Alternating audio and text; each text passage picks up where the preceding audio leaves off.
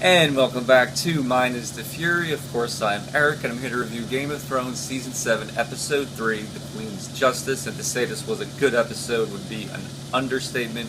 First off, of course, as always, remember to follow Honest Jack, DTV, and Oddshaped channel. Their content will be in the description below. Please make sure you check it out. It's really great stuff. So, on to the episode, and what an episode this was. The episode starts off, takes us right into it, where we see Jon and Davos have arrived at Dragonstone. Tyrion's there to meet them, as is Missandei, and Tyrion and Jon have a nice little reunion because, of course, they met each other back in Season 1. And Tyrion says, the bastard of Winterfell, and Jon says, the dwarf of Casterly Rock, and they have a nice little scene. Sir Davos introduces himself, and Tyrion says, yes, we fought on opposite sides of the Battle of Blackwater, and Davos says, fortunately for me, Davos, it has to be surreal for him to be back at Dragonstone because that was his home for a very long time, and to see all the changes probably has him just like, wow, this is different. To see Dothraki there and Unsullied there and that. So Missandei and Tyrion say to Jon and Davos, the Daenerys is waiting, please leave your weapons here. They seem kind of reluctant at first, but then they do. They give their weapons up, and they're walking up to Dragonstone, and what happens? A dragon swoops down and scares Jon and Davos because they have never seen dragons before, and they're just in awe of the sight of seeing it, like everyone is when they first see a dragon. And Tyrion even jokes, you never really get used to that. And it's funny because Tyrion was the only one who didn't have to duck when that happened because Tyrion is short. So before we get to Dragonstone, though, we see a scene with Melisandre talking to Varys, and she's looking down at everyone, and she says, I fulfilled what I needed to do. I brought fire and ice together. And, Varys wonders why aren't you there to greet them? And she's like, well, I didn't leave on the best of terms with Jon Snow and his advisor, Sir Davos. And she knows if they were to see her, they would probably, Davos especially, would try to kill her. So she says to Varys, my days of whispering into the ears of kings is over. I'm going to Volantis.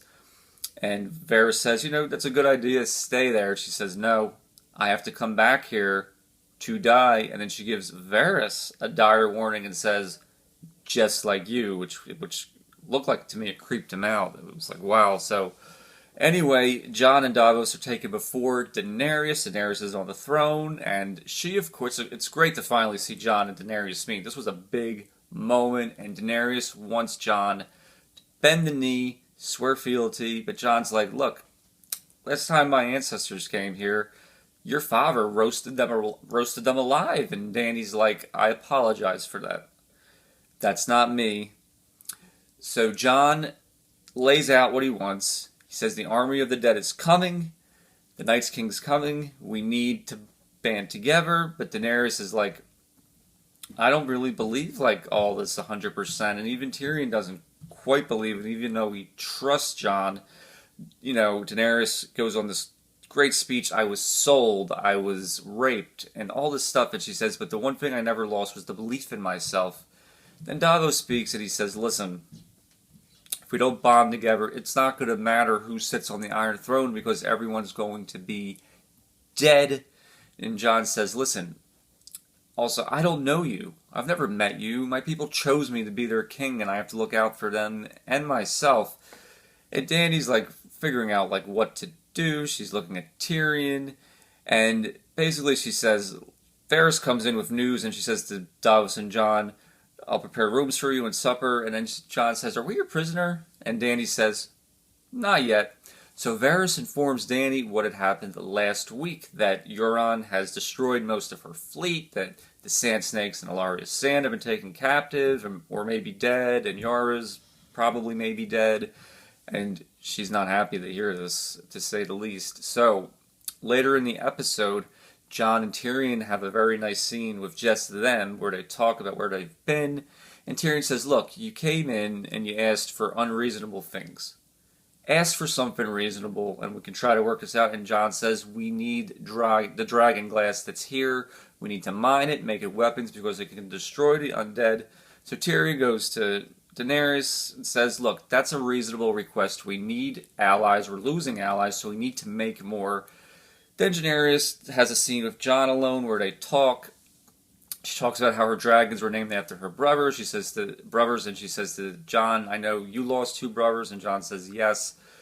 And she agrees to let Jon mine the dragon glass, which in my opinion was a smart move because she doesn't know it, but that stuff is going to come in handy later on. So that's all the stuff with Jon and Daenerys, but it was big for them to finally meet. People have been waiting a very long time for that to happen. So I want to move on now to King's Landing and everything that happened in King's Landing. So Euron comes to King's Landing on the streets with Ellaria Sand, her daughter, and Yara, and he's basically given like a hero's welcome. Everyone's happy to see him, and he's just chewing up the scenery, loves the admiration he's getting from the crowd, goes into the throne room, is having once again, they're applauding him. He presents Ellaria Sand and her daughter to Cersei, and he says, "Here's your gift. I gave you something no man could give you, justice for your murdered daughter, Myrcella." Looks at Jaime, and Cersei seems pretty pleased about all this, and she says, "You've proven yourself, and when this war is over, you will have what you want." She's basically saying, "I'll marry you when the war is over." Then Euron starts to tease Jaime, what should I expect, and all this other stuff. It was actually kind of funny, to be perfectly honest. I like Euron. I like where his character has gone in this season as opposed to the two scenes saw last season. But then we see a scene of Ellaria Sand in a dungeon with her daughter, and Cersei lays it all out and says, "Look, I've been thinking of ways to kill you. You murdered my daughter. She had nothing to do with the Red Viper's death. And how is she going to get revenge? She's going to make Ellaria Sand watch her daughter die the same way Myrcella died." She kisses Ellaria Sand's daughter and says, "You're going to not just watch her die, you're going to see her rot." And it was a powerful scene, very well acted. And, it's hard to feel bad for Ellaria Sand because of what she did to Myrcella, but still, seeing her like wanting to embrace her daughter, not able to, was kind of sad, but I'm sorry, she deserved it. Myrcella was innocent. So after that, Cersei Lannister goes to see Jaime, and basically she's all hot and bothered, and they have sex. And when they wake up, Cersei's at the point she doesn't care anymore about who knows about her and Jaime. She's basically like, "I'm the queen and I do not care." So that's kind of interesting. I'm not sure if that's the best move to make, but that's what she wants to do, and no one's going to tell her any different because she is currently the queen. So a lot of good stuff. So next I want to get to Samwell and the Citadel and Jorah. So Jorah Mormont is cured. What Sam did worked, and I'm happy about that. I still think Jorah's going to die, but it's not going to be by grayscale, and he's thanking Sam, saying, "I'm in debt to you." And he's going to obviously go and reunite with Dany, and Sam doesn't get rewarded for this, though. He gets kind of like a punishment. He has to go through all these scrolls, and there's a lot of rumors that he's going to discover something very vital in these scrolls. What's that going to be? We'll see. But I'm happy that he helped Jorah. Go Sam. Sam steps up. When he took that Valyrian sword last season, I thought that was a very smart move. And, he could have just let Jorah die, but he didn't. He tried, and it worked. So good job, Sam. I want to get to everything that happened at Winterfell. So Sansa is now in charge at Winterfell, and she's, showing that she's pretty good at leading. Littlefinger's doing his whole thing. He's trying to get inside her head. But I still think Sansa has become a lot smarter over these past couple of seasons, especially last season. And I know she's not going to completely believe everything Littlefinger is saying to her. But they get an announcement. Someone has arrived at Winterfell. They have a visitor. Who is it? It's Bran. Now, Bran has become kind of cyborg-like since he's become the three-eyed raven. Sansa embraces him and hugs him, and he doesn't really hug her back. Then they have a scene in the Godswood where he's kind of explaining things to her, and then he says something very, very creepy. He says, "I know everything. I've seen everything. I'm sorry about what happened to you here." And he brings up about the night, Sansa's wedding night, when she was raped, which was pretty creepy to bring up, to be perfectly honest. This has been going around the internet. He could have brought up any other moment And why did he choose that moment? I have no idea, but it was pretty creepy. Bran is just not Bran anymore. He truly is, I guess, the three-eyed Raven. So it was nice to see a Stark reunion, though. That was cool. But the biggest thing that happened in the episode, I'm going to get to now. Wow. Okay. So we see the Unsullied. Tyrion's doing a voiceover of all this. We see the Unsullied arrive at Casterly Rocks, a place we have never seen before in the series. Lannister troops put up a little bit of a fight, but thanks to Tyrion knowing a secret passage because he worked the sewers when he was in charge of Casterly Rock, he knew a secret entrance. The Unsullied take it pretty easily. It's not much of a fight, and Grey Worm knows something's wrong here. There should be more troops here. And he looks out and he sees his ships are being destroyed by Euron Greyjoy, I assume, and they're going to be stuck there. We then see a shot of the whole Lannister army, a massive army, descending upon a place. Where are they descending upon? Highgarden. And who do we see? The Queen of Thorns. And she knows Highgarden are not known for fighting, that they're not going to win.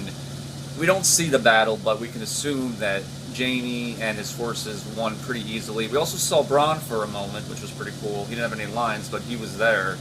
And then we have an amazing scene between Jaime and the Queen of Thorns. And the Queen of Thorns, she's asking, do we fight well at least? And she warns Jaime, Cersei is going to be a poison to you. I wish I didn't help it spread. She's going to be your downfall. How are you going to kill me? And Jaime says to her, well, Cersei wanted some painful ways, but I talked her into just giving you poison.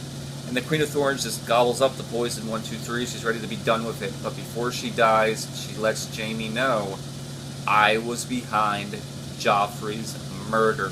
Jaime is shocked to hear this, and it was so fitting for the Queen of Thorns to go out that way with one last jab to let him know it was me. How Cersei going to react? And she says to Jaime specifically, tell Cersei no, it was me. I was the one. I don't know how Cersei's going to react to that. She's still going to be pissed at Tyrion, obviously. He still killed Tywin, but it was a very powerful scene. The Queen of Thorns, Diana Riggs, should be commended for her performance from her first scene in Season 3 to her last. She was amazing. She commanded the screen. She commanded this role. I'm going to miss her. She was a terrific character, but overall, this episode was amazing. Definitely a top episode, best episode of the season. And I've loved the season so far, the first 3 episodes. I think it's been great. I can't wait for next week. It looks like Dany's is pissed and is going to take some action. Who knows what's going to happen? I mean, we briefly saw Theon in this episode, and it looks like he's going to go back to just being Reek status for a while, which we'll see what happens with that. But overall, strong episode. Loving the season. Let me know what you think. Thank you all for watching, and I will see you guys next week.